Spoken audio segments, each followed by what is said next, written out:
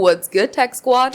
GadInsider here with a hot leak. The OnePlus Pad Lite, a budget-friendly tablet, is coming soon with a slick design and solid specs. Let's dive into the juicy details. An 11-inch 90Hz screen, a massive 9340 mAh battery, and Android 15 out of the box, this tablet is ready to take on the budget market. Want to know more? Keep watching. Thanks to tipsters, we've got leaked renders and specs for the OnePlus Pad Lite, set to launch soon. This budget tablet looks a lot like the OnePlus Pad Go, rocking a sleek arrow blue colorway with a matching folio case. It's got a center-aligned 5-megapixel rear camera and a circular island, a OnePlus logo smack in the middle, and even bezeled around an 11-inch Full HD LCD screen with a smooth 90Hz refresh rate. Under the hood, it's packing a MediaTek Helio G100 chip, a step up from the Helio G99 in the Pad Go, paired with 6GB of RAM and 128GB of storage. It runs Android 15 with Oxygen OS 15, giving you that clean, snappy OnePlus vibe. There's also a 5-megapixel front camera for video calls,